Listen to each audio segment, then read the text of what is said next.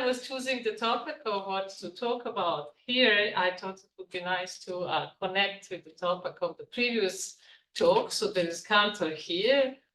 And well, so let me try to explain this title, which is taken from Sahron Shevak's Cardinal Arithmetic book.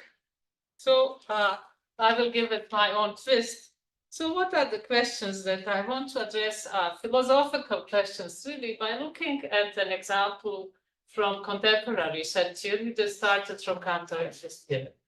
And the questions are, first, the big question is, of course, what do we mean by foundations of mathematics? What does it actually mean? And what do we mean by an axiom? What's the definition really of what it means to be an axiom?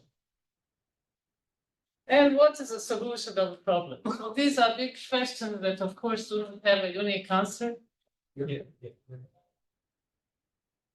Should you not write it? Because they don't see it. Okay. So obviously, these are not mathematical questions. These are philosophical questions to which everybody can have their own answer with some arguments.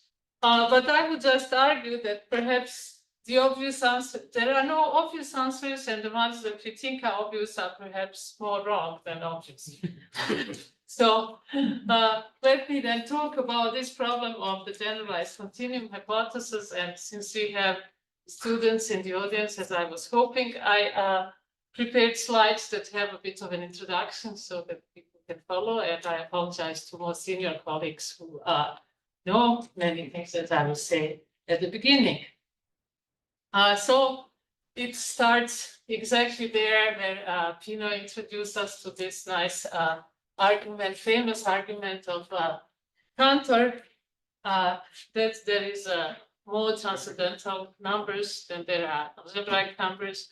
And I would like to say that this was a very big thing that he proved at that time. He was not motivated by set theory, by foundations of mathematics, or by philosophy. This was certainly not what he was looking for. He was working at the time when the big thing was to understand series. And he was motivated by a problem in trigonometric series. And what this research in series brought at that time was the first transcendental number. So the first transcendental number discovered was given by a muted form of series.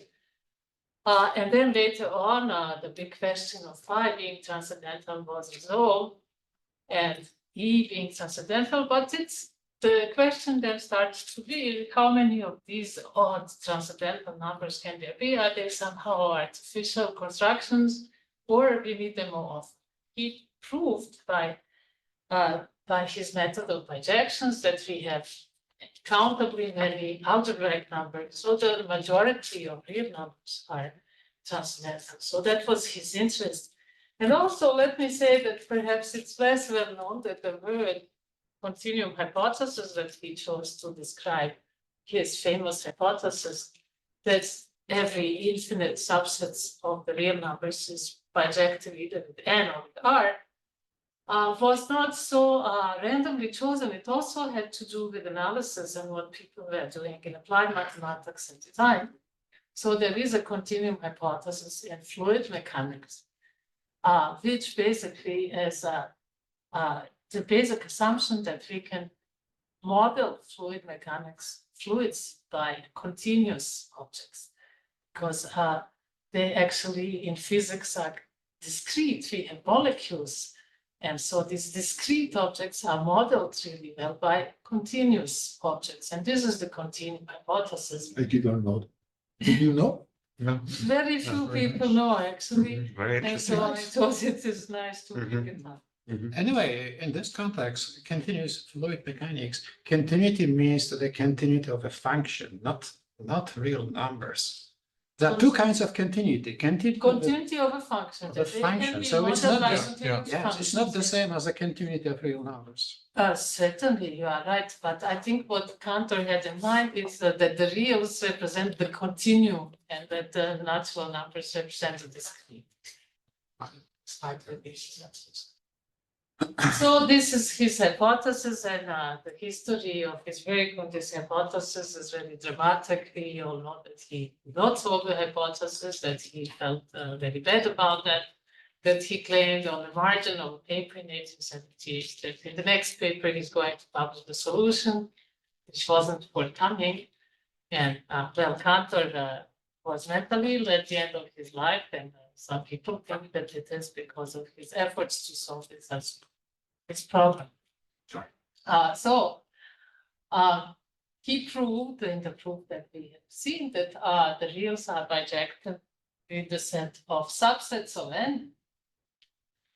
And this is also in this context that he introduced the operation. So he introduced first the idea of cardinality. So his idea of cardinality doesn't quite fit with what the way that we define now, because well, so he assumed that he can just say that I have all the sets.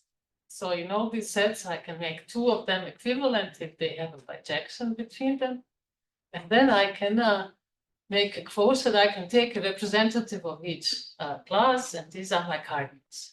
So of course, the problem that was realized after the Russell paradox that the object that is a family of all the sets is not a set, so you cannot formalize it in set theory, but this is how he thought of cardinals. And the good news is that thanks to von Neumann, we have the notion of a cardinal that's differently defined, but it has exactly these properties. So we can informally think of the cardinals this way.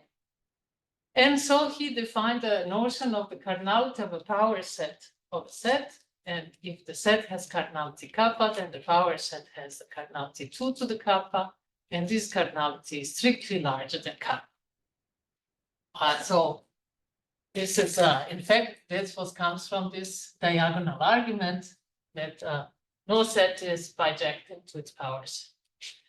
And what does the strictly larger means? It means there is an injection from this set to that set.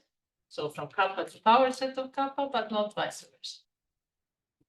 Then he also introduced another operation on infinite cardinals, which is the next biggest cardinal. So this shows that after every cardinal, there is a bigger one. And by a different argument, one can see that cardinals are well ordered. He has this argument, which is usually given credit for to Burali 40.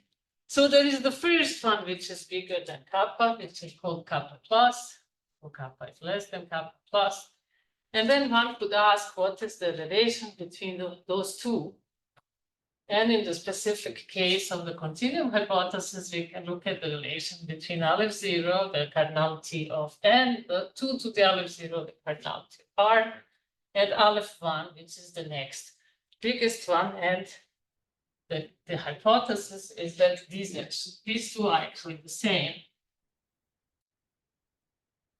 And then, of course, we can formalize this hypothesis more generally by saying that for every cardinal kappa, these two are actually the same.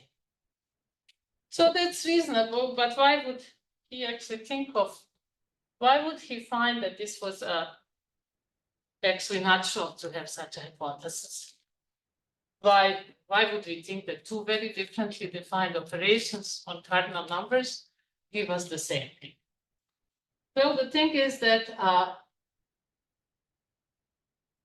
we could try to do arithmetics with cardinal numbers. So when people discovered these infinite numbers, cardinal or ordinal, they tried to treat them as we treat many numbers. So one thing is to introduce arithmetic sum. So on ordinal numbers, it's actually quite involved, and there are many things we can say about that. On cardinal numbers, you cannot say much about the arithmetics, because it happens to be that if you define the sum of two cardinals as the cardinality of a disjoint union of two sets with those cardinalities, as you would with finite numbers, then for infinite cardinals, kappa plus lambda just turns out to be the bigger one between kappa. And you get the same thing with the multiplication. So if you define kappa times lambda as the cardinality of the Cartesian product, then you still get maximality of kappa. So the real question that was not formulated in that way by Cantor, but this is really the real question which I'm sure that he was interested in. Is there really a non-trivial operation with cardinal numbers? So, so he found these two non-trivial operations, and with the experience of this second point, reasonably asked, is these two actually are the same, so that we only have one non-trivial operation. So that's why he was interested in the generalized continuum hypothesis. Now he worked really hard on the continuum hypothesis and couldn't solve it. Well, but he did solve it positively in a very important class of sets. He showed that if we have infinite closed subsets of the reals, they do obey the continuum hypothesis. So each one is either countable or has the full power set size. And this is the Cantor-Bernstein theorem, very beautiful and deep theorem that started the field called descriptive set theory. In many years later, this theorem was extended to more complex parts of the Borel hierarchy, and then extending them to bigger, more complex things like analytic sets, projective sets, leads to some equiconsistency theorems with large cardinals. So you see that this thing which seems very simple and comes from very natural constructions actually can lead to very sophisticated set theory. Okay, so then he wasn't obviously Cantor the only one wanting to solve CH. So in the 1930s, people managed to solve some important problems. So the solution of Turing, the Hilbert problem, killing the Hilbert problem. Church and Turing did kill the problem, which asked to show that every mathematical process is algorithmic. So there was this enthusiasm about solving all guys' problems. I don't know if Gödel was influenced by this enthusiasm, but he was very interested to show that Cantor was wrong. And this is something interesting that also people do not often know, that Gödel was not interested or did not at all believe CH was always true.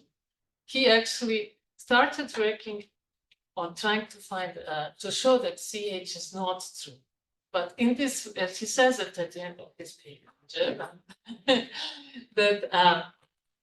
that this is, he believes that this is the case, but however, what he discovered is the constructible universe, so a model of set theory, it's a Mello-Frankel set theory, in which the generalized continuum hypothesis is actually true.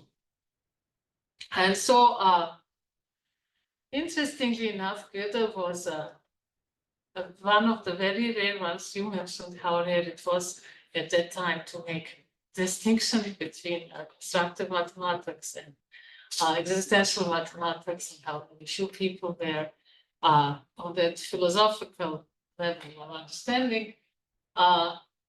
I think that this is also true of the generalized continuum hypothesis, because it seems by looking at the work of many important mathematicians from the time that they really assumed that one day it would be proven true. And Erdős, as you mentioned, happens to have known, Hoynal, Kurepa, all of them produced papers in which they used the GCH very much so, and the GCH gave them very nice results. So, for example, the precision theorems in set theory of the time, they really depend on GCH. Tarski worked in model theory, but many things in model theory are much nicer if you are in GCH. So people really thought it would be proven true. And well, how about foundations of mathematics?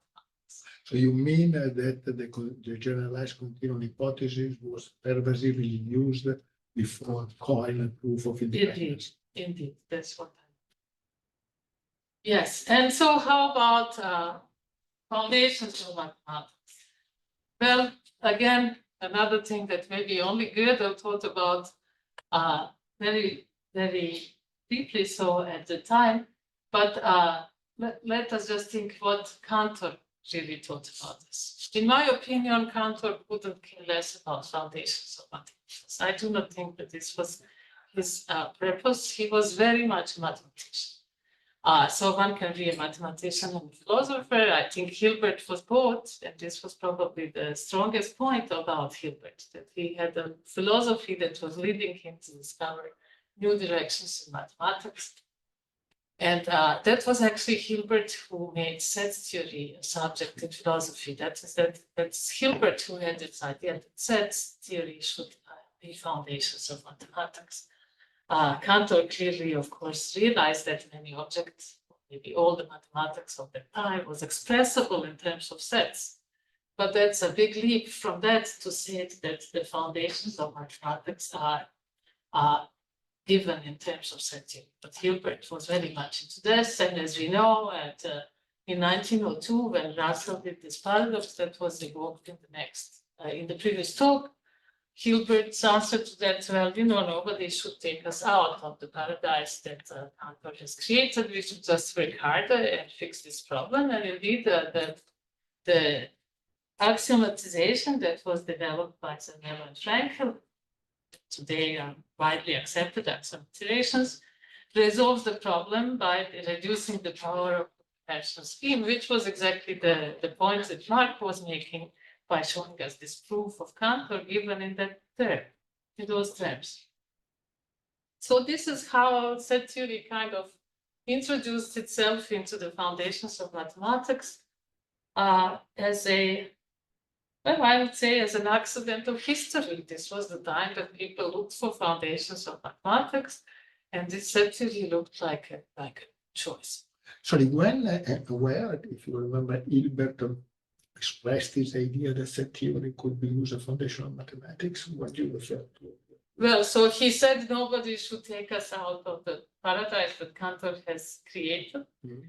And his first problem on his list is generalized continuum hypothesis. So this must have been before this that he. Anyway, at the same time, I mean, in 19s, he develops the idea of axiomatic theory. Axiomatics for real numbers, axiomatic for geometry. So it's not set theoretical attitude.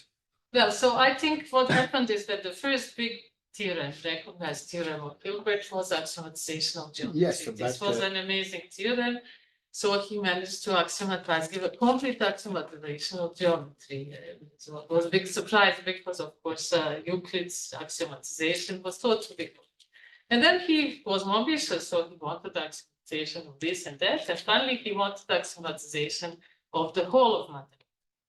And so how would you even start? Well, you would have objects that speak of the whole of mathematics, and that's how set theory. One thing is axiomatize set theory, because there was paradox. Cantor made a lot of nice things in set theory. We want to see it clearly, we make an axiomatic of set theory.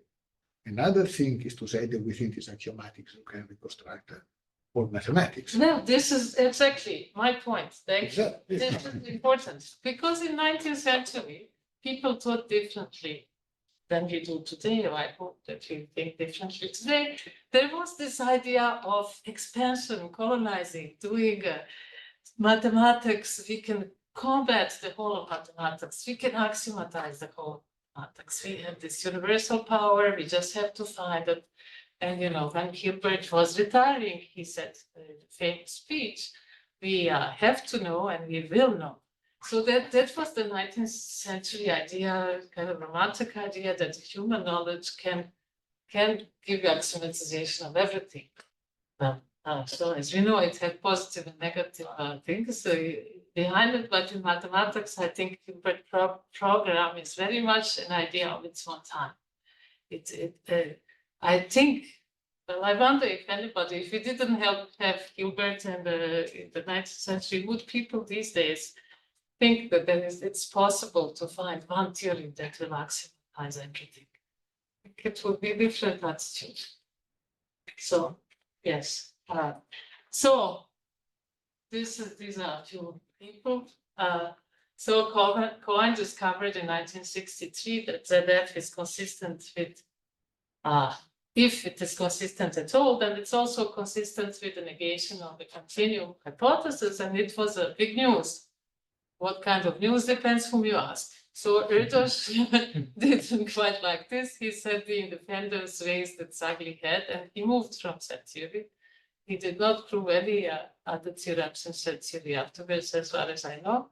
And he always asked people, I asked him in 1995, so just shortly before he died, maybe a few months, and he said, do you really understand forcing? And so he somehow felt this was very puzzling to have independence. Of course, he understood forcing is simpler combinatorics than things that he do in sleep. But yeah, what he didn't agree with is this idea that you need to have philosophy enter. So for him, logic was kind of philosophy. Then other people, of course, thought that it was a heaven, and young Robert Solovay learned about forcing and then made it his own and made fantastic theorems in set theory, starting from that point. And so forcing was big news in set theory. And so what does forcing do? Just to recall the picture. So the forcing does the following. You start with some transitive model of set theory, which has to be countable and transitive. And then you extend it in a very clever way to some somewhat bigger model, which is called M of G. I will need this picture actually. That's why that satisfies the same amount of set theory plus whatever it is that you want it to satisfy if you are lucky. So let's say the negation of the continuum hypothesis. So that's what forcing is. And well, so if CH is independent, this means GCH is also independent, of course, because if you value CH, you value GCH. And what I would like to talk to you about now is what about the status of this GCH today? What do people think of this? Was this the solution, that there is no solution? Or should we work harder and find another solution? Or is this problem even interesting? So what is the status of GCH? So let me just say a few things about things that we already know with Einstein. So people worked a lot on large cardinals. So what's a large cardinal? This is a statement. Actually, a large cardinal is not a cardinal, it is a property.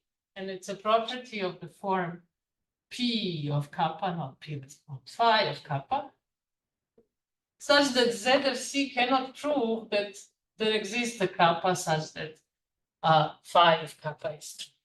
So a simplest example of this is an inaccessible, strongly inaccessible cardinal, regular limit cardinal, closed under the power set operation from below. Why can't you prove that this exists? Well, thanks to Gödel, we can state such things, because if you had a kappa strongly inaccessible cardinal, then when you look at the cumulative hierarchy, you consider kappa, it's notation, then it's actually a model of Z of C. It's a set, a model of Z of C. And Z of C cannot prove that there is a set model of Z of C because of Gödel. So that's why we cannot prove such a thing. So then there is a whole plethora of large cardinal axioms, properties that become stronger and stronger and stronger. So you might think, well, since they are so strong that they can prove the consistency of Z of C, maybe they can solve GCH. And actually, no, large cardinals do not solve GCH because Levy and Solovay proved in the 60s very shortly, actually, after this Cohen model, I think 1967. So what they proved is that if you have, for example, a measurable cardinal, or consistency of that exists a measurable cardinal, implies that it's consistent that there exists a measurable cardinal and not CH, and also with the positive, so also with positive. So this means that the measurable cardinal cannot decide CH either, and this argument can be repeated with basically any large cardinal axiom. So this is not the way to go. So what is the new wisdom on this subject since the time? So people haven't given up. So some people have given up, some people haven't given up. So let's look at some propositions. Okay, so here I have pictures of two mathematicians, Joel Humpkins and Hugh Wooden. I must say I took a picture from Joel and from when he was very young. I like this picture. How much time did you take Amkin's photo? How much time ago? I think this was at least that year. I wrote a joint paper with Joel in 2001 and he looked at 30 minutes. So I thought it would be nice to include this picture. Yes. So, and that actually was before he started doing very successfully as he's doing philosophy. So he developed a view of this continuum hypothesis problem, which I think is very interesting, very unusual, and somewhat controversial, but this is philosophy, so I think it's okay to be controversial. So, otherwise it would be too boring. The philosophy student here perhaps forget it. Forget. Yes, you have to think like Marco Paz. Absolutely not. Absolutely not. But you should try not to be questionable. Then it's very difficult, but the aim is not to be questionable. It's controversy. So then let us think. It's an aim that you cannot reach, but you have to tend to it. Yes. So what are the classical positions in mathematical, in philosophy of mathematics? One could mention before going and explaining the details of their work. We could think of, well, there are many positions, but one important one is Platonism. And well, I think it is on Platonism that belief or non-belief of Platonism that set-theoretic controversies rely very much. So let's just recall Platonism would mean that there is, in this context, would mean that there is some universe of all the sets. And in this universe of all the sets, the truths of all the statements are known. So there is this, we imagine that somehow there's V, and this V knows the truth, and well, we try to find that. That's Plato's in set theory. Now, Joel's view is the following. No, this is not what I believe. His view is what people would call pluralism these days in set theory. So he says, no, I have this method of forcing. So I have not one universe, but I have many universes. And in these many universes, I can do many forcing extensions. They look like that, and then maybe I can duplicate that. I can do. So I have tons of different universes of set theory, and they do not agree at all on the value of the continuum. In some of them, the continuum hypothesis is true. In some others, the continuum hypothesis is totally false. But then the value of how false it is, it may differ. So what he states in his very cited paper on the multiverse of set theory, so this is the multiverse, is that it's actually this multiverse that gives the truth. So this is, I think, a very 21st century vision. Thinks we don't have the truth. We have votes on the truth. So, you know, everybody can vote for the continuum hypothesis, and we are not looking for some agreement. We are not looking like in the classical voting problem to find the winner. No, we just know, well, you think it's out of 13, I respect your opinion. I actually think it's out of 15. It's not a bad view to have, I think, in many situations. You may consider what you think of it in this situation. But there is one glitch in this, and Joel very cleverly explains it in this paper, but most people who read this paper do not notice this. What is the glitch? For this method to work, forcing, you don't start with a conceptual transitive model which lives in the thin air. this model actually has to live in some outside universe.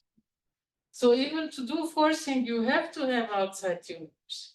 Otherwise, there is no forcing. So what is the outside universe for these? Is it one? Actually, in the paper, there is one outside universe. And then inside of it, we do these things. We could have more than one, maybe the one for this is different than one for that. But there is the outside universe. So this is not a complete divorce from patterns. So can you repeat the argument? There is something outside the universe. Why? Why? Because the forcing method, just to be able to do this, you have to know that this M actually is inside of some V, and you have to argue in V a lot to make this for this to exist. I mean, technically, it's because you have to enlarge a model, so it has to have already been a model in something. Yes, to enlarge it to something that exists. Yeah. Exactly. Yeah. That's So exactly. you can put a point the other way around. That if you do not accept that there is something outside the universe, you cannot prove the independence of it. Yes, You cannot make forcing. exactly. So this is So do I have to be a Platonist to make sense of the set theoretic multiverse? I think yes. You are a No, Platonist. yes, and I think actually it's It would make Platonism sense of in it. some sense, yes. With your own shape. I'm not sure because you can have opinions about which V you want to use. Yeah. Yes, I think this is the right answer, because actually what we could imagine that this one comes from some different V, and this one comes from this green V. But then if you do that, then it looks like you are arguing in a circular way, because anyway, you already know that you have a multitude of universes. So then constructing another multitude of universes. Am I wrong? But what you are underlining is that the hypothesis of the multiverse is formulated in terms of models, Yes. not in terms of universe. Okay. And if it's formulated in terms of model, you do not need Platon. That's it. Not seem to me the No, content. I think there are two kinds of Platonism. One kind of Platonism is that our structure, the structure of our theory constrains models, and the other level is more radical. Is our theoretical structure constrains the universe. Yes, Which is these much are stronger. two, of course, these are two levels, indeed. So yes, so there is some Platonism around. But anyway, this is a very interesting original view, which is not at all shared by Hugh Wooden, for example. So Hugh Wooden has a very Platonist view. Hugh Wooden has done a very important mathematical results in his life, of course, but I think they have, and he confirmed this, that they were motivated by this idea of completing the axioms of sets here. So he truly believes that there is some completion of the Zermelo-Fraenkel axioms that will solve the continuum hypothesis. Well, that's not hard. You can just put the continuum hypothesis as an axiom, but that's not what he wants. Something that's natural, that shows up that there is some way to choose this axiom over the other alternatives. And so much of his work has been to search for such an axiom and to produce all kinds of interesting mathematics on the way. And the popular, let us say, out of several different approaches to this, the one that has been mostly spoken about recently is this ultimate L conjecture. So what's ultimate L conjecture? Well, let me read one paragraph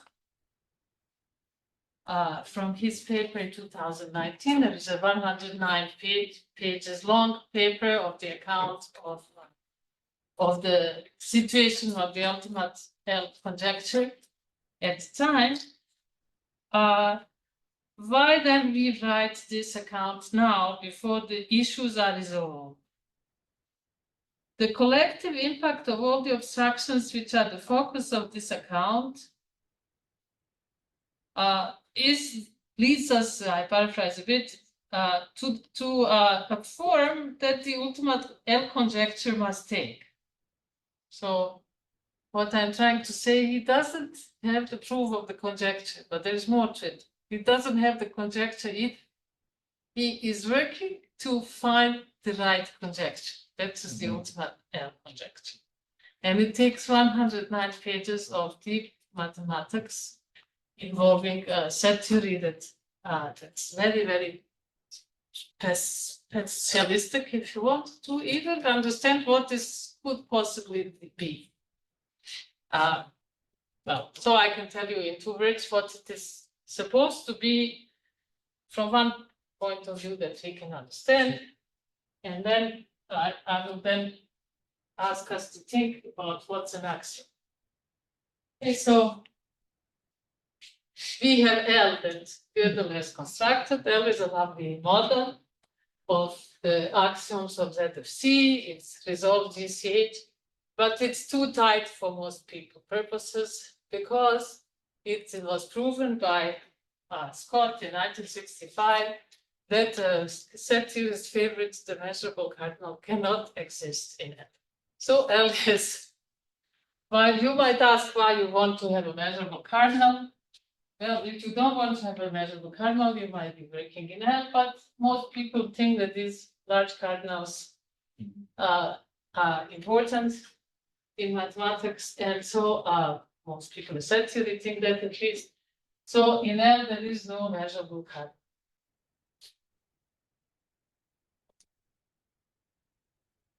So this was proven in 1965, one of 3 seminal papers that Dana Scott published in 1965. Amazing what kind of. If you are curious, you can check this on the internet. He published the proof of Scott theorem, totally different subject. Thomas, very proud to say this is my grandfather. Okay, so then what to do is to try to pump up L with something that would make it look like it has a large cardinal. And the first very important progress on this question was achieved by my mathematical father, Ken Kuhn, who constructed L of mu. So L of mu is basically you do like this. You start with V. Inside of it you have L, but in V you assume there is a measurable cardinal, so there is some cardinal kappa, and on this cardinal kappa there is a measure called mu. A measure is a 2-valued, it's an ultrafilter with certain nice properties. Okay, now you would like to combine these two, and he develops Kuhn this nice way of doing it and constructing the model that's called L of mu, which is like L, it has some structure theory, and it has a measurable cardinal because this kappa is measurable in L of mu. Okay, so now you could try to play this game for other cardinals, stronger and stronger cardinal notions, and you come to the inner model theory, which is a big program which attempted to construct models of this type for larger and larger cardinal notions. And there seems to be actually there probably is kind of a limit of how far you can go. There's a paper from a few years ago by Thiel and Jensen who gave this limit in terms of some number of wooden cardinals. And above that limit, there are super compact cardinals. So what are wooden cardinals? Wooden cardinals are defined in terms of some combinatorial property. They are not very strong, but so the strong is to have a measurable limit of wooden cardinals. And this gives to wooden, there are many theorems of wooden that under these circumstances can prove nice theorems. For example, that consistency that the AD holds in L of R. So that's why they're important. But above all of them, there is the super compact, which is kind of a pumped up version of measurable, very useful in set theory everywhere, considered kind of high end of this business. And above all of that, there used to be something called row bottom cardinal. Also, right. And well, row bottom cardinal doesn't exist. That's a theorem of Kuhnen. So the Kuhnen proved that actually you cannot play this game as far as you like. You can just keep putting stronger and stronger. So Kuhnen proved that ZFC actually proves that there is no row bottom cardinal. That's bad, not bad. But you see, the point is that we cannot prove the existence of these cardinals in ZFC, but for we know, some clever new Kuhnen could prove they don't exist. So, but the super compact, I think many people, including myself, would be very sad if we have such a proof. Most people believe that super compact cardinals actually are natural concept, and the existence should be happening, and this ultimate L is basically like L of a super compact. So L of lambda, that would be this idea of the ultimate L.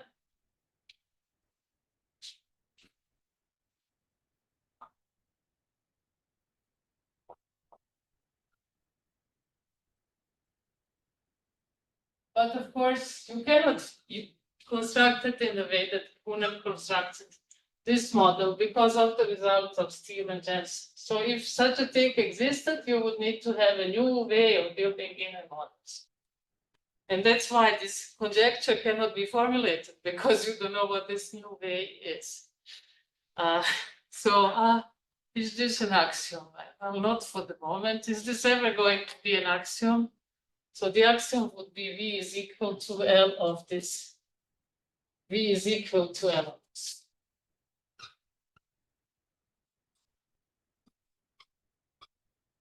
One super compact, and this would involve knowing extenders, knowing lots of things to even say what this means. I don't know if this is an axiom. There are people also who think that forcing axioms would be axioms.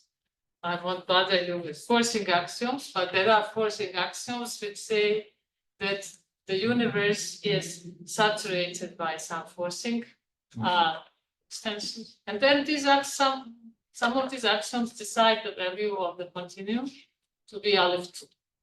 That's kind of nice. This is nice. But then, okay, is it an axiom to say proper forcing axiom? I have a proper notion of forcing, and I have Aleph 1 many band sets. I can find the generic field at 27. We take that as an axiom. I'm out of taste. So I'm not really sure that this, well, okay, this is not an approach that seems to me will lead to a completion of the depth. Is that because it doesn't sound natural? Yes. That's what you mean by an axiom. That's Yes, something that I think seems- for me, an axiom is something that sounds natural, something that people can actually, outside of the field, can understand. In a, you know, So the great cardinal axioms are not axioms for you. Nobody outside the theory can understand that. You can. I think this one, I think you could, yeah, the measure is in it, you know, something quite natural.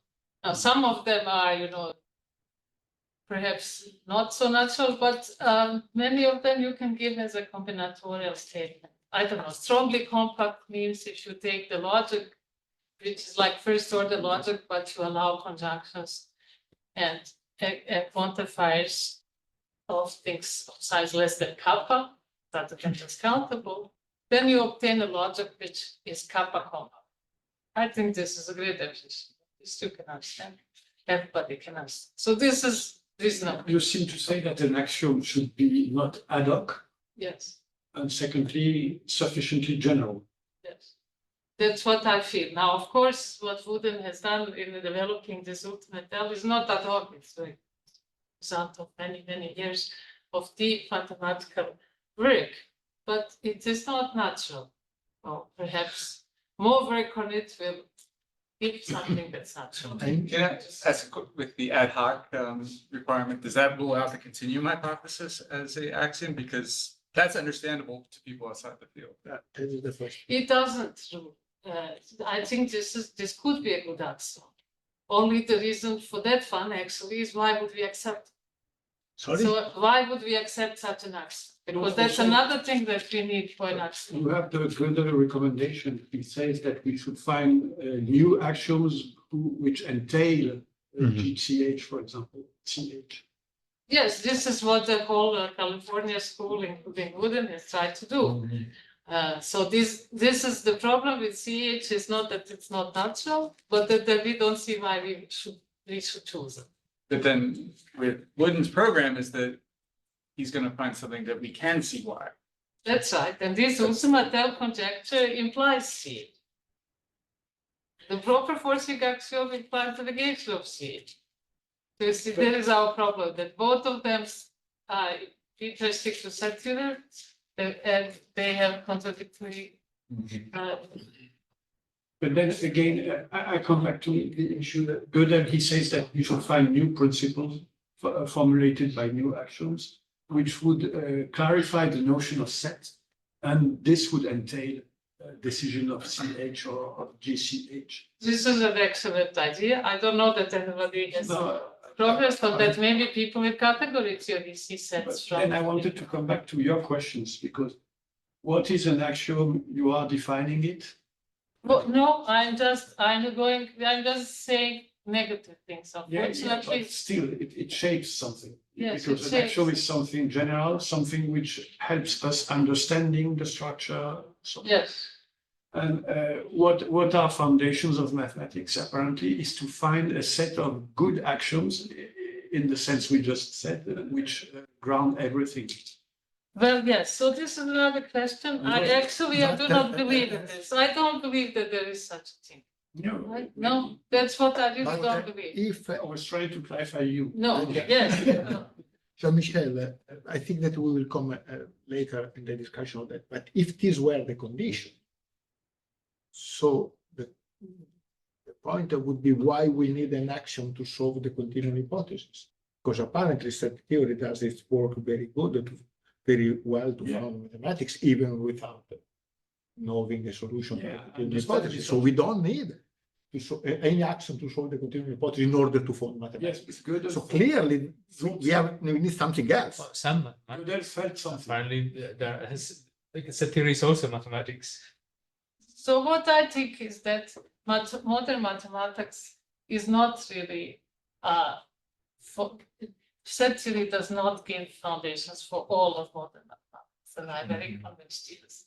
I'm one of the rare set theorists who feels this way, but I don't feel that way. I feel that there are, okay, first of all, we know about category theory for a long time, but there is the work of Fetterman and others in the 60s and 70s that show that even though in some contexts it's more natural to use category theory, if we accept set theory with a couple of large axioms, large cardinal axioms, then we get categories. So this is kind of by translate.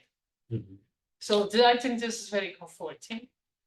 And I do still think that it is much better to work in mathematics with a language that actually helps that part of mathematics grow. So I don't think that algebraic geometry should translate the arguments into set theory just to please us who can read sets, whatever. People should be using foundations that fit them.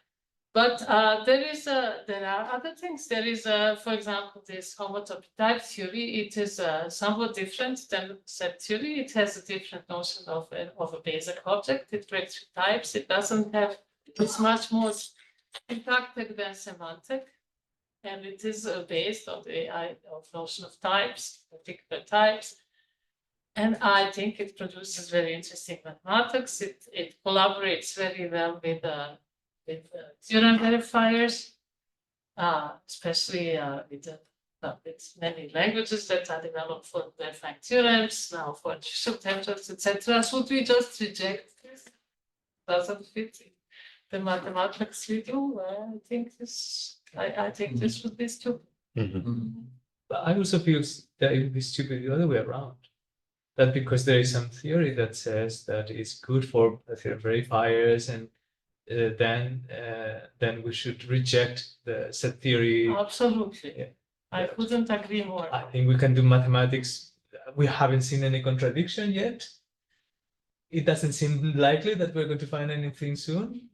Yes. Why shouldn't we use set theory to do mathematics? It's true. It's exactly. I agree totally with you. We should use set theory to do the part of mathematics that set theory can formalize, but we shouldn't take it as the world's greatest strategy to know that it doesn't found everything. It's just perhaps too ambitious to found everything. Fine.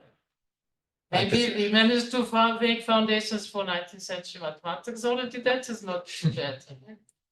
But the most clear argument in favor of the fact that there is mathematical sound set theory is there is a discussion about the continuum hypothesis. Either this discussion is not mathematics or it is a sound for set theory. So maybe let me So show if you it is some not other It is mathematicians. mathematics, that's not set theory. Because you're talking, you have other things to show us. This isn't the discussion part of it. Yes, this is so this is the multiverse view. I wanted to talk. This is about this reference to Q's paper. Can you give me the, can you go back to the reference? Okay. Thank you. Yes. Then this is what he says. The point I think I is that, let me read. Mhm. Maybe there is a multiplication which must always exist. There is some selection that we need. Is a multiplication of which is so perhaps. Here I have a question because we heard Woodin very recently in the conference organized by the NPP program. And he seemed to think not only that ultimate A is going to give an answer to CH and GCH, but he seems to think that ultimate A is going to decide everything in set theory, that it's going to deliver the whole and complete truth about sets. But Which is cannot, even more impressive. but you cannot have, this would make ZFC decidible, that it cannot be because of the theory. He doesn't go that far, but. Yes, this is It's certainly what he a very believes. As I interesting say, that is the search for these ultimate axioms for mathematics that motivates him. So in this conference in Barcelona that I mentioned before, in which there was a discussion of what philosophy can do for set theory, well, I'm much of the view that some of greatest mathematics was done by some philosophical motivation, even though the person perhaps in that question did not formulate this philosophical motivation in public, but had a philosophical motivation. Since you was there, we discussed this. There was a discussion section where I asked him this question, and he very much confirmed this. So Hugh has a philosophy that leads to have this opinion. And he's arguing for his philosophical view, and I think this is a fantastic view, etc. I don't happen to hold it 100%, but that's what philosophy is all about. So let's go back to mathematics. So revised GCH, Saffron Shellac. So what does he think? See, he also does have philosophical views, of course, but not. He doesn't consider this as a part of mathematics. So his view of mathematics is very mathematical. We do mathematics to solve mathematical problems. So what is the real problem about GCH, in the opinion of Saffron, is that Cantor found these two operations on the cardinal, then couldn't find any other ones, and he formulated this hypothesis, which makes sense if you think that there are only two operations, but if you find some other non-trivial operations on cardinals, then you're going to realize that maybe it is not at all reasonable that you should think that they should coincide. So let's go and look for some revised version of GCH, which would be you find some non-trivial operation on cardinals, and you prove that these calculations of the value of this operation are independent of forcing, that you cannot destroy the value by forcing. So here is the operation that has some background. The operation is like this. You have two cardinals, lambda and kappa.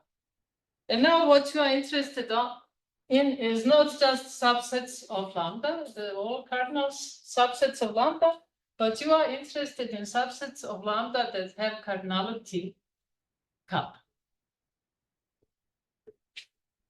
So kappa is smaller of this. And you want to say something like that. So some people denote it this way, some people denote it this way. It's like this notation. So what can you say about this thing? So you can count them, but that counts. This is something that also depends on the continuum considerations. Let's think of them this way. But you might do something different. You may say, well, these sets maybe have some, maybe they are not just disorganized sets that we want to count, but maybe there is some relation between them. So for example, you may say, like in mathematics, you sometimes look at partially ordered families. So this is a partially ordered family by subset relation. This one should go to the garbage. I don't know what garbage is there. Partially ordered by the subset relation. So this gives you now, rather than just a pure set, you have some structure, ordered structure, and then you could maybe gain some knowledge about these cardinals by looking at some order structured properties of order, theory of order properties of this. So one thing that people like to look at the theory of order is to look at kind of dominating families. So what would be a dominating family? You would like to isolate a family, small family inside of this set, say this part, so that whatever element you take, it's below one of those, or maybe it's a below of a join of a small number of these. So those working in Boolean algebras will recognize this concept very much. So you want to look at, is there some family like that, such that whatever subset I take, it's contained in the union of less than kappa many of those special sets. That's the definition of this operation. So this is the minimal size of a family, let's call it P. P is contained in this lambda. I like this notation from Möders, lambda kappa, and it's dominating in the sense that for every element in lambda kappa, A is contained as in union of less than kappa many elements of this P.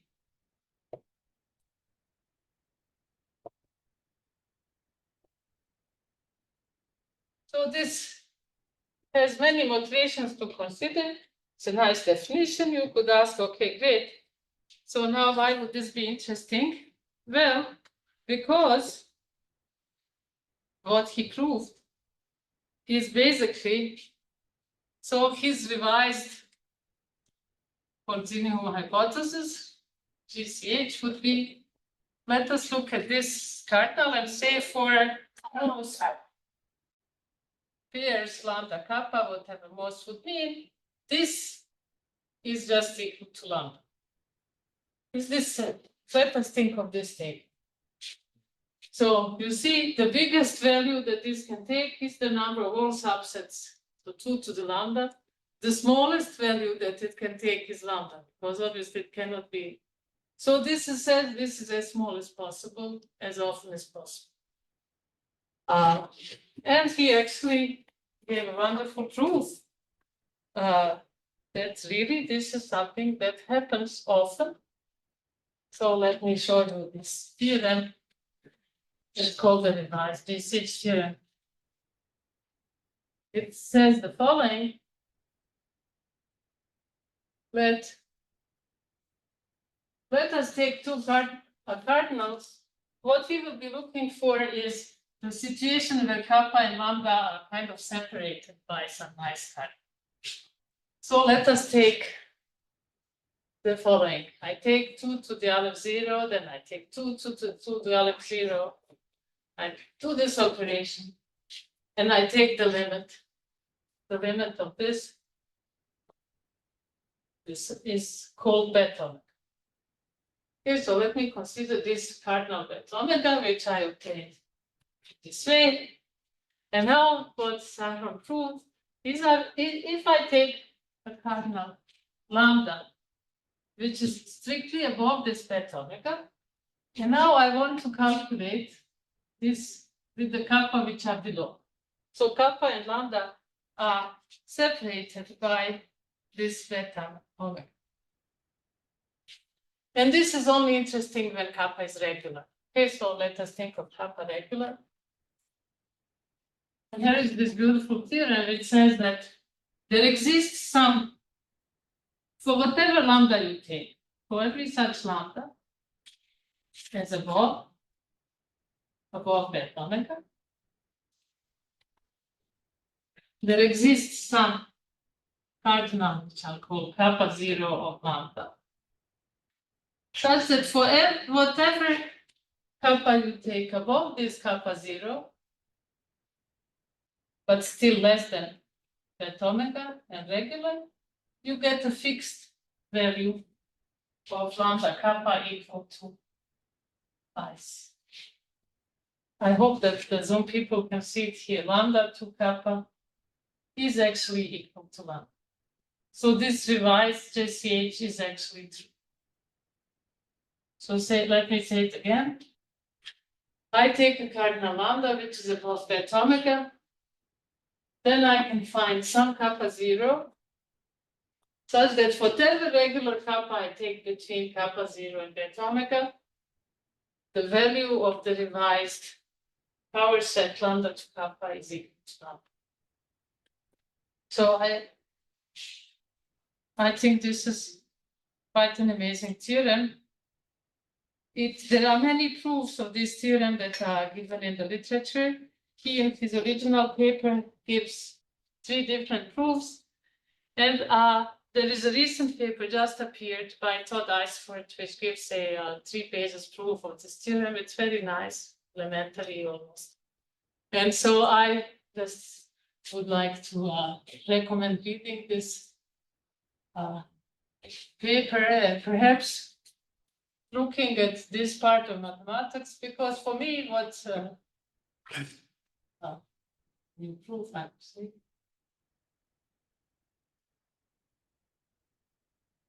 What does this do for somebody like me? It says, okay, philosophy is very difficult and we can think of it and we can discuss it, but this shouldn't stop us from doing mathematics. This Should not stop us from doing mathematics. Yes, so in other words, we can still do something with the methods that we have.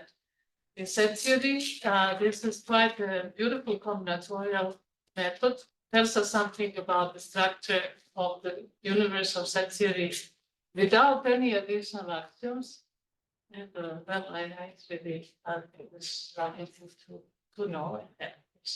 I'm missing here what would be the new operation that you're mentioning? Is that the lambda to the Alpha is the minimal size, yes, of the family of subsets of lambda, each one of which has size kappa. yes, Such that whatever set is a subset of lambda of size kappa, yes, it's contained in the union of less than kappa many elements of this special family. yes. So the other 2 operations that we considered before, which is the power set and the next cardinal, Yes. those always give us some cardinal that is larger. Not always, because this could, in some circumstances, this is even equal to the lambda. Yes, this is my question. So how is the existence of this operation telling us something about the other 2 operations? It isn't. It is not. So the idea is to move from those 2 other operations because we can change the value. So it is telling us something about lambda plus or kappa plus. Oh, So yeah, that's yeah, one. yeah, But yeah. about 2 to the lambda. 2 to the lambda is just very sensitive to the universe of set theory. You can change it easily. Uh-huh. And this is not. Uh-huh. So kind of this is something that is more Thank you very much. Thank you. Right. So this is the idea, to perhaps look at things that we can say something about rather than talk so much of it that we cannot say. This was also the idea that Mark and I expressed in our joint paper, which was called Asymptotic Truth in the Universe or something like this, in which we argued that, well, even though the universe of set theory seems to be very wide, if you look somehow to some asymptotic behavior, which we defined there, then you can actually say more things. We were concerned about singular cardinals. Okay. But the most fundamental point of this paper, according to me, was that this drawing of V is not a good one. We suggested a new Yes, way to draw this, V. so this was a new way to draw V, and we still Yeah, haven't that I'm gotten very many proud of followers this. in this. We should really Put this work picture. harder on this propaganda for our thing. But you So turn it's your questions back now? on Sorry? large cardinal hypothesis. Is it a Sorry? question? With this kind of work, you turn your back on large cardinal hypothesis.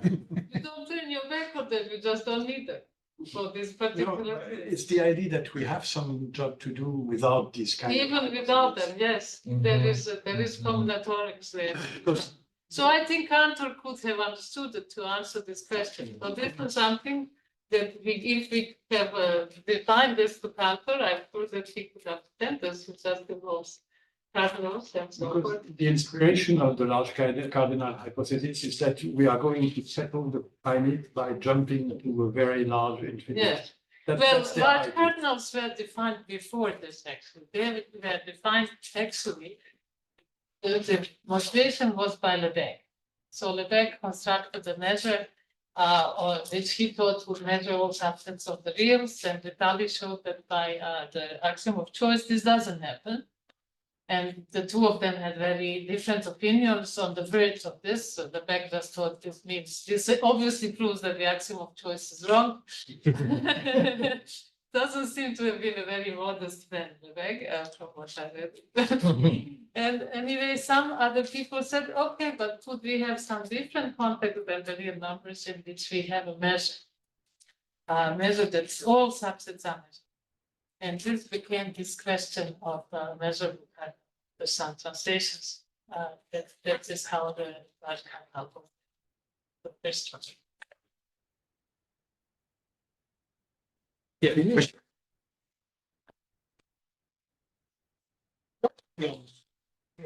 Piotr, Pino, Giovanni, and so.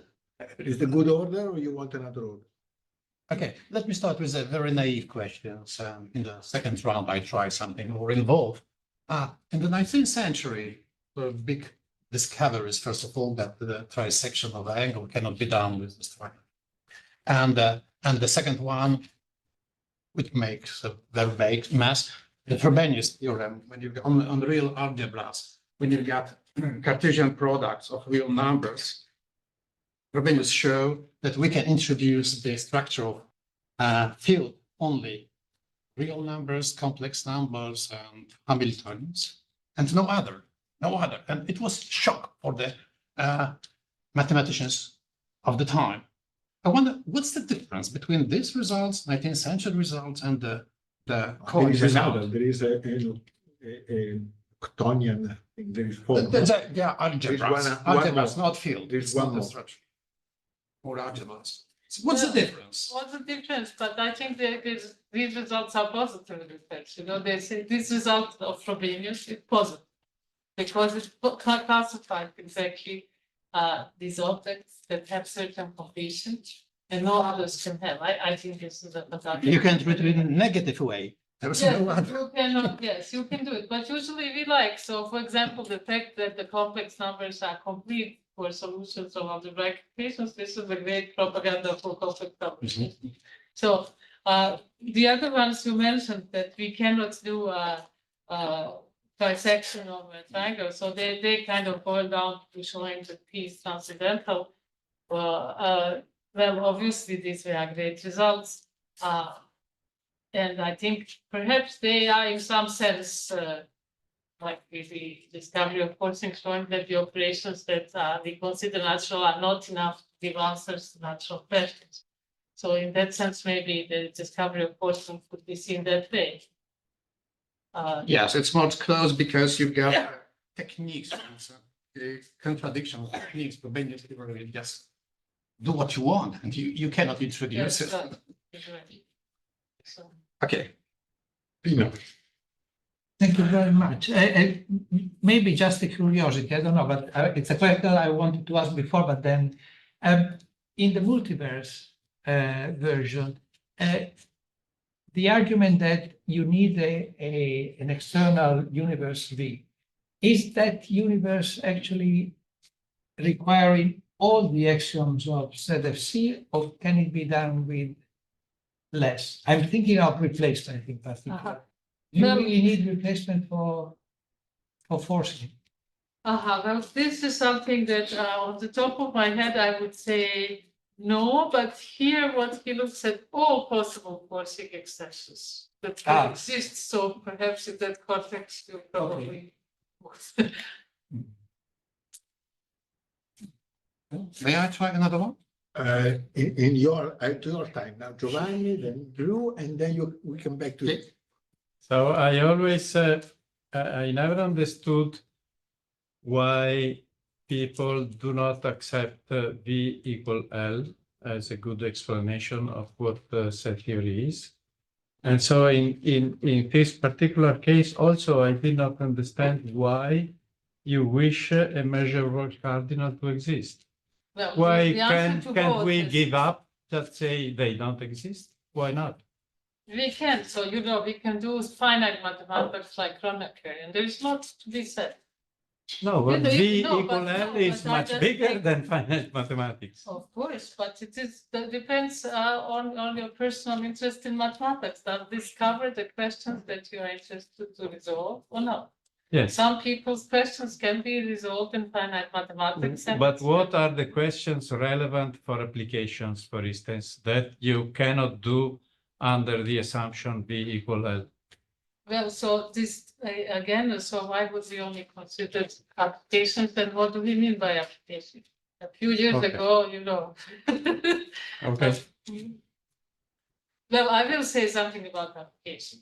I think that the applied mathematics of today is not happening with fluid mechanics and subjects that I think are applied and weighty and so forth. I think the applied mathematics of today is happening with logic and theoretical computer sciences. So, the artificial intelligence that everybody's talking about, that these neural networks. Now it has neurological networks. There is a paper called Alpha Geometry that came up a few days ago. Perhaps you've seen it very recently. Geneva. Yes, which is talking about which has trained the model of artificial intelligence to solve Olympiad level models problems in geometry, very difficult problems. And most human beings, including mathematicians, cannot solve. It's quite a skill to go to the calculator. This model is. These are applications of logical. Not really, not really. No. I think that the answer to your question. I know. V equal L is too simple. No, this is No, no. applications of logic. Like, Depends yeah, no. what you define Not the at all. model. Why? Yes, Okay. So I I've studied the actually worked in a theoretical computer science. Okay, I've studied the paper because I'm dealing with the automatic proofs in geometry. And what they did, they uploaded thousands of geometrical theorems and AI learns it. However, it's not taught based on axioms, or definitely not. So there is no axiomatic background for this theory. For example, they assume that you can draw a perpendicular. However, in axiomatic systems, it takes a lot of time to draw the perpendicular. Yes. So if I may address another question, because it's Drew, okay. This is Go a ahead. follow-up. Go ahead. Go ahead. Drew, give you the. okay I because defer. it's a good background for my question, because this particular problem. it's not based on axioms. And generally, mathematical practice is not based on axioms, as you did. For me, it's a philosophy, not in mathematics. Let's say, for example, algebraic geometry. There are no axioms for algebraic geometry. Non-standard analysis, there are no axioms for non-standard analysis, or maybe there are different axioms. I even dare to say that there are no axioms for the real calculus. Mathematics, it's not based on axioms. It's a philosophical idea, not the idea of real mathematics. So from my point of view, what we are talking, what you presented is just a philosophy, very technical philosophy, okay? But not mathematics. But, This is a seminar in philosophy. I Yeah. Okay. think. I can give him a talk if you Fine. prepare. and we are the MVP here. Yeah, so I had a question about, it was kind of a technical question about your talk. You have row bottom, you said row bottom cardinals, and then you say ZFC proves that they do not exist, right? So in what sense are they cardinals? How can you? Let me say, I can answer that very concretely. So they're not cardinals, like measurable cardinals are not cardinals, they are properties, as I mentioned. Yeah, you So- did say that, so I So wanted the to get that property, clarified. what is the property that makes a cardinal a row bottom cardinal? Is that there is a non-trivial elementary embedding, this means non-identity, from V kappa to V kappa. Non-trivial. Mhm. That's the definition of a row bottom cardinal. And Kuhn showed that this actually exists. Mhm. And you see, the point is that many of these other large cardinals, almost all of them, have an equivalent definition in terms of the existence of some element in them. And so the measurable cardinal whose existence doesn't seem to be the popular subject over here. So you gave a definition of large cardinal as roughly a cardinal that can't be proved to exist in ZFC. Yes, right? this is what makes Yeah. it. And I know Tony Martin years ago talked about this idea. So for him, omega is already a large cardinal because you start from finite set theory, and it can't be proved to exist, but it's a reasonable axiom, right? So for him, a large cardinal is a cardinal that is a set that reflects a property of the ordinals. So for him, the fact that the ordinals are infinite is the reason why you want to think of omega as being a large cardinal. That's the first large cardinal, so to speak. Yes, Right, I and as- agree. But that's a different conception of what you mean by large cardinal. No, if you argue in the finite set theory, yeah, you just have axioms of Kronecker that Kronecker Yeah. will accept. Yeah. Then this existence of omega, as you mentioned, cannot be proven. Right, The right. next axiom. No, but my point is that for Tony, the idea of a large cardinal was that you look at ON, you look at the structure of ON, Of all the ordinals, yeah, and then you ask, well, what property does that have? and then you And then- want to reflect. And then you want to reflect. So for him, large cardinals are cardinals that reflect a property of ON. This is true, but you see, this definition has a small problem that you have to know what the proper class is because the ON forms a proper class. So this is perfectly, this is true. This is another way to. But that's another piece of this, what you called, I think you referred to the California set theory school, Yes, right? yes. Yes, And but it is a platonistic. totally, position. platonistic position, and what is fantastic about the work of Tony and others, but he was, I think, the most important contributor in this, is that they prove theorems of this type. If some large cardinal exists, then you can prove that in some model, so let's say consistence of some large cardinal is equiconsistent or equivalent to the consistence of all sets, subsets of R of some type, let's say projective or let's say whatever, are determined in the game. Mhm. Yeah. Mhm. So I think that, and they have a whole gradation because we have a gradation of those types of subsets. Here we have gradations of large cardinals. And these two agree, and this is just about sets of reals, so this is, I think, a very convincing argument. Yeah, exactly. Yeah. So this is, as you pointed out, this is descriptive set theory on this side. Yes, exactly. Right. And perhaps this, convinces you a little more into the naturalness of. A little. Peter. Very, very nice talk. Thank you very much. I was wondering, because you asked, what is an axiom? And of course, I think that an axiom is something that you would like to have to do your mathematics. And so it depends on where you work, and that's why we have different proposed axioms. But of course, you would prefer to not choose an axiom that makes your mathematics inconsistent. And this is what can still And happen. if you are Brazilian, You might say, well, this is para-consistent, it's not inconsistent. Consistent, yeah. And so we just got to the point where we accept that there are many different styles of mathematics we wish to do, and the axioms help us understand which area we really work in and what we are assuming to make this worthwhile. And all this can collapse. That could be inconsistent. We don't know, but it's to help us organize the space that we work in. And I don't see a problem with axioms that talk about certain complicated forcing conditions. That's what you need to do your mathematics. Take it as your axiom. Oh, well, I couldn't agree more with 98% of what you said. You could agree more, 2 more percent.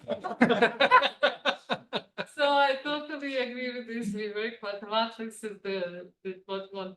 Except that these axioms actually they're not formulated to do more mathematics. If you take, for example, proper forcing axiom, it was formulated as a consequence of results that people have had without using an axiom.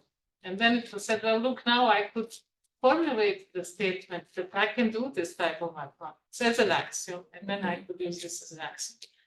So it is not that this has helped discovery of mathematics, but rather the other way around.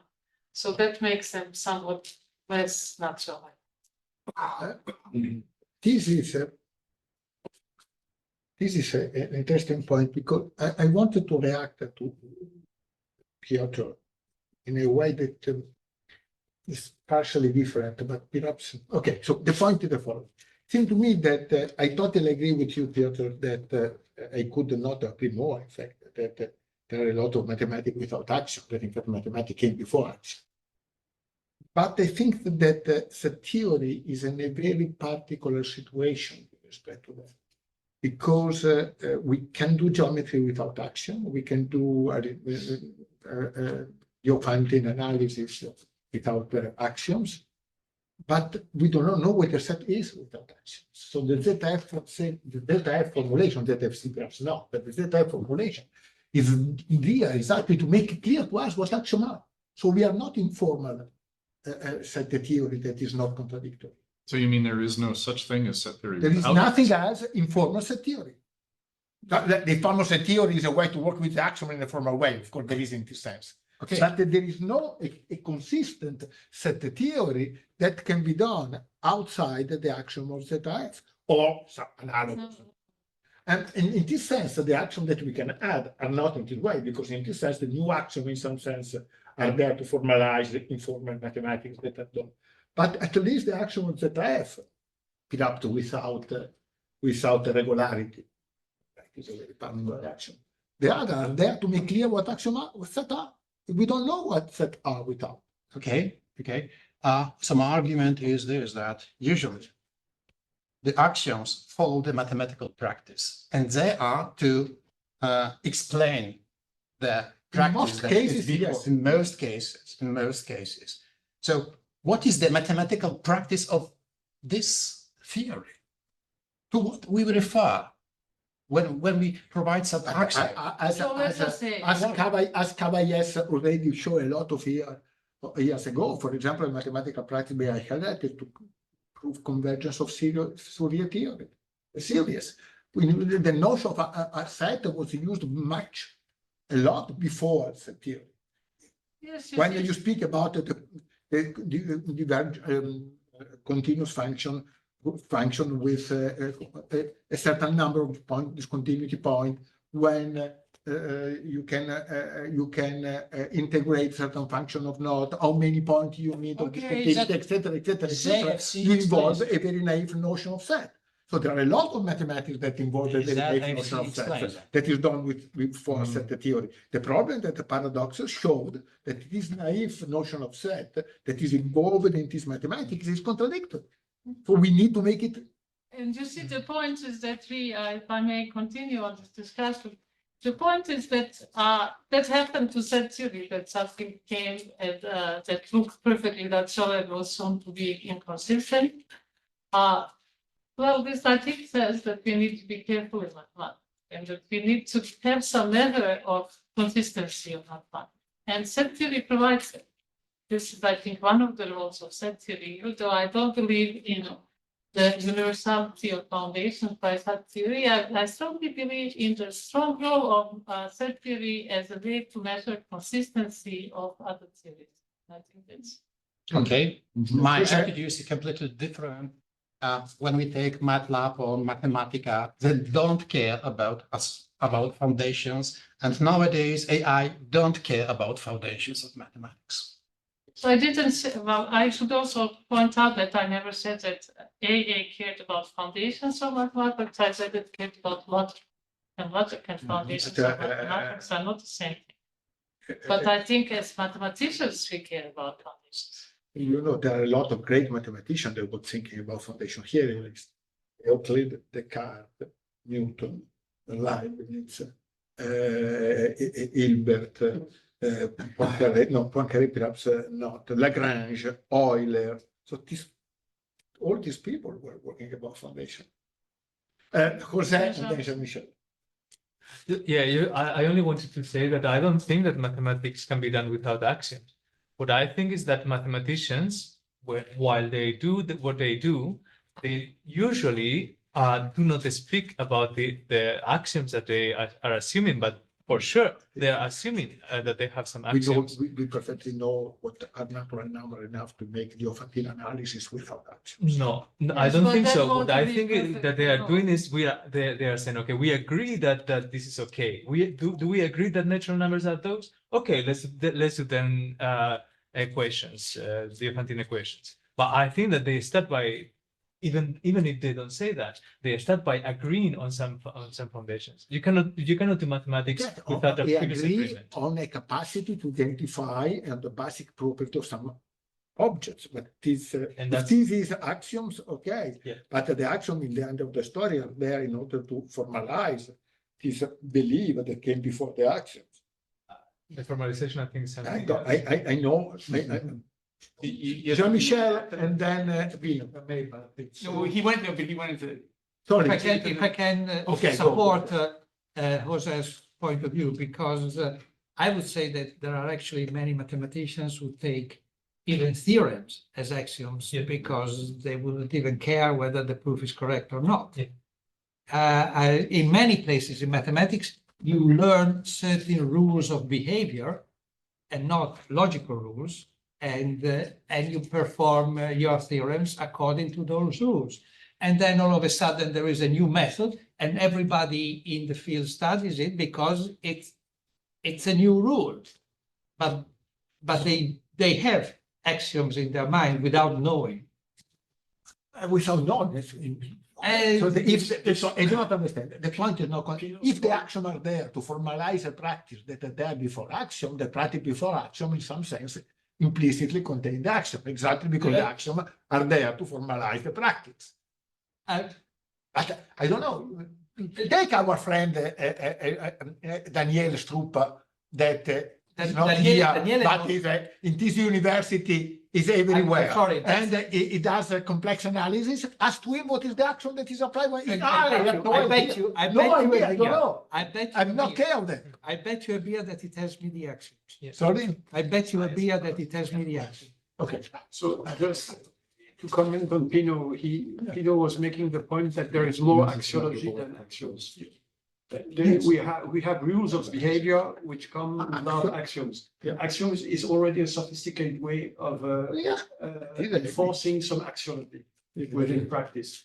I wanted to come back to the question of Piotr, which was about, is there a mathematical practice? And I think that from your talk, we hear that there are at least 3 branches of this mathematical practice with sets, which is descriptive theory, combinatorial set theory, and the work of Saron Shelah, because you presented it as a kind of investigation which is on the basis of ZFC and which is extremely interesting.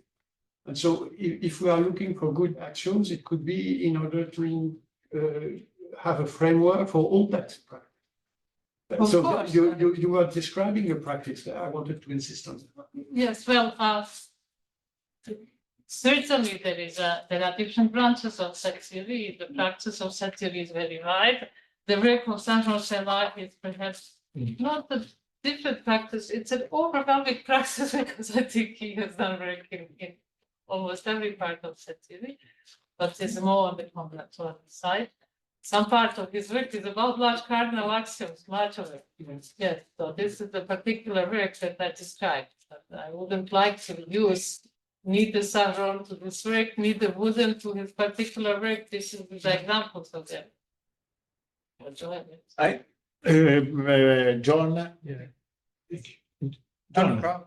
John.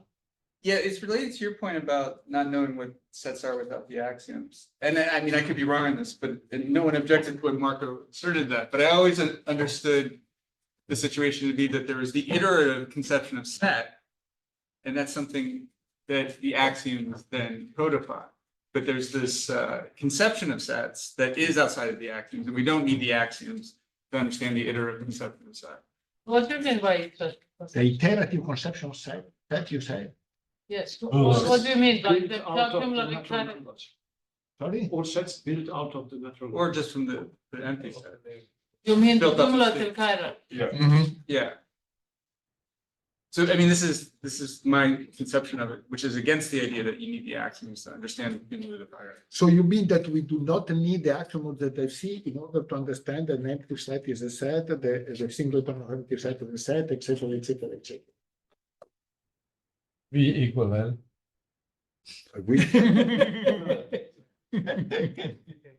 Is that an axiom or a consequence? of Okay. the No, fact just that- a way to summarize what he says. We agree that sets are just those. We No. need no axioms. So- Yes. Our notion of set is But still, there is a big problem that is how do we define a new sets, and then you need comprehension, and when you have comprehension, you need contradictions. Like, you have no way to regularize comprehension. Well, I would say May I? that, it's- Piotr. Okay, may I go back to the history? That's a Gödel's paper in 1947. What is Gödel's continuum hypothesis about? And in this paper, this very paper, he argues that there is no alternative, the theory of infinite numbers, Cantor's theory of infinite numbers. It was published in 1947. In 1905, Heisenberg developed an alternative. It's so-called natural product and this is about natural- ordinal numbers. ordinal numbers, and Gödel refers to ordinal numbers.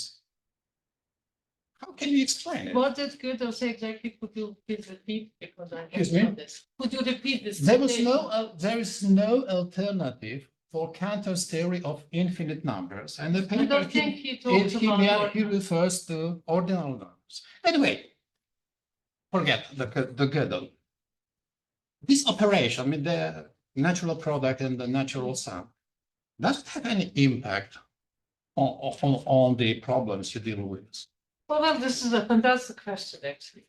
Because what happens is that there are questions about countable ordinals that are still unresolved. Since the 1950s, I worked on some of these questions. These are the questions that mathematicians and computer scientists outside of set theory want the set theorists to think about. But most of our work does not apply to all this. None of these things that I mentioned here say anything about ordinal numbers. For example, here is a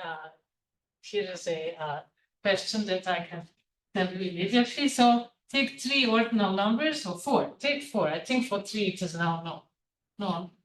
and look at the product of four ordinal numbers. Look at it as a partially ordered set when you look at sequences from this product for four ordinal numbers, and you look for the an ordinal invariant which is called double weight, and this is defined as the rank of the tree of incompatible sequences in this order. So it's a count. So it's some smaller. It's a rank. It's an order. Can you express this in terms of these orders? It's known for 2. It's known for 3. It's not known for 4. It's been open for a very long time.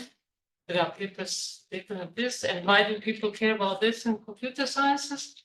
Because they use such ordinals to model processes, and these operations have something.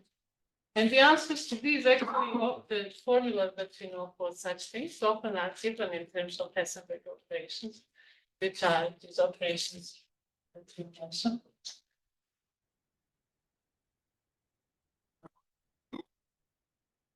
So they do come up, they're natural, they're nice, and set theory doesn't deal with them, does not, it's invisible to set theory. I feel this is bad. Here is an open problem from 1956.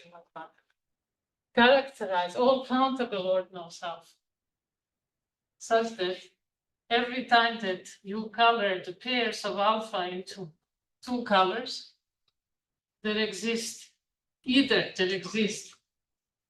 so 2 colors are called 0 and 1. There exists a subset of order type alpha, called subset H, such that all the colors of H are 0. Or there exists a subset G of size 3, such that C restricted to the pairs from G is 1. Characterize those are unknown since 1956. Question by Erdős. Some work, very important work, was done by Jean Larson. There are no methods in it. No methods of set theory. It is all done by hand. And I actually thought that we could advance on this by using some of the automatic theorem provers, if you want. I have a paper with Lori Paulson and Angeliki Kutsuku, where we tried to reproduce some of the known results in this using Isabel to formalize as they call it in the subject, with the hope that we would build a library of knowledge that then we can use to finish. But this is hopeless, at least in Isabel it's hopeless for me. Because building a library in Isabel, if you are Lori Paulson who speaks Isabel as much as he speaks English, who creates Isabel, it takes you 6 months to formalize the first ever paper that C. Larson wrote in 1970.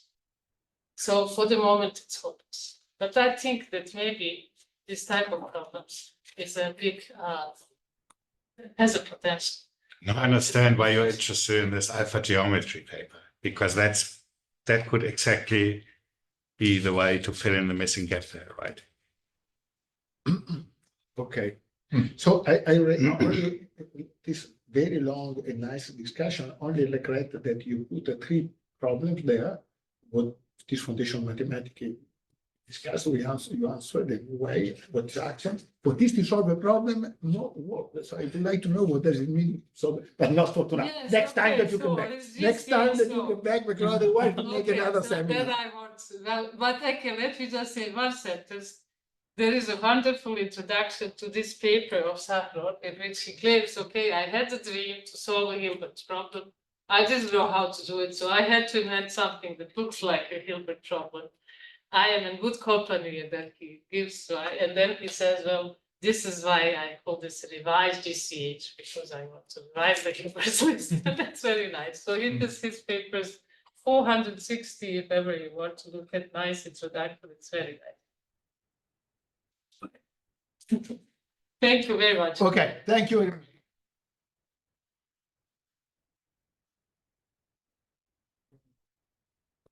Maybe we should start.